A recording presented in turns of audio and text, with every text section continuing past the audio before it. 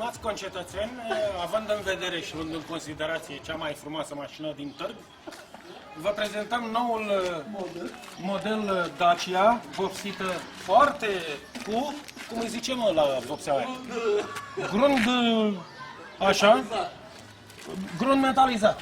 Are portbagaj de 9800 de euro, care în lei noștri valorează cel puțin 6 milioane, așa.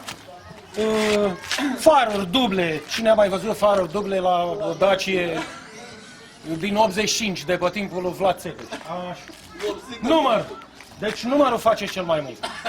Ai turnat și motorul, nu? Da, auzi, bă, numărul e... Numai puțin. Numai puțin să apăs pe telecomandă. Gata. Se deschide. Deci, acest motor este compus, e 16 MV și 2 lateral. Nu mă încoace să-ți explic dacă vrei să o cumperi. Așa. Are 2 baterii în linie.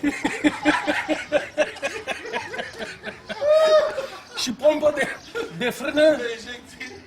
Pompă de frână pentru ștergătoare. Așa. Ce mai vreți Interiorul. Interiorul, așa. Genți, nu vă mai spun noi nouțe. Interiorul, stați să... Cromate cu personalizate, băi. Așa. Și intrarea să faci din viteză. Deci, această mașină este fără praguri, că așa se poartă, intră aer condiționat. Așa. E bun. Așa. Ce să mă avem? În față sunt niște citații unde sunt la cornetul chemat. Ce mai avem? Bordul. Ăsta este un fel de spray antiparalizant. Ce să vă mai arăt? În spate, așa e bine, portbagajul. La portbagaj de-abia am făcut curat, uitați-vă. E foarte curat, toba mi-a dispărut, mi-a furat-o vagabonții. Am 2 roți de rezerve, dar nu pot să vă dau decât una. Una o pun la expoziție, bara vopsită, alea. Ce mai am? Nu știu ce mai am. Rezervor pe stânga. Cine dracu a mai văzut rezervor pe stânga? Mă scuzați. Deci... Cum? Te-ai enervat la sfârșit. Da, păi da, știi de ce? Pentru că bateriile astea în linie, sunt 2 câte 2, știi? Are ABS înăuntru. Deci dacă se apropie la mai puțin de... Și numărul personalizat? Deci dacă se apropie la mai puțin de 6-7 km, ea se înfrânează.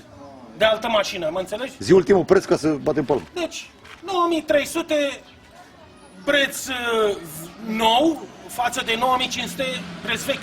Deci am scăzut odată cu... E criza, băieți. N-am ce să... Nu. Nu primim. La schimb, auzi. Se închide automat. Doar un ping. Așa, frâna ține pe o roată ca bicicleta.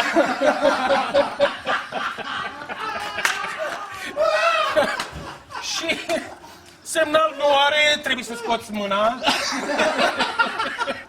Scris cu șareta. Ștergătorile merg numai când nu plouă. Și farurile, v-am spus... Ziua mai mult. Nu, când e noaptea merg doar alea din spate. Oglinzile sunt rabatabile, trebuie să le faci cu mâna. Apeși pe buton și nici de ea. Ce denumire îi bași pe YouTube, nașu? Păi nu știu, să vedem. Pentru tine am făcut orice.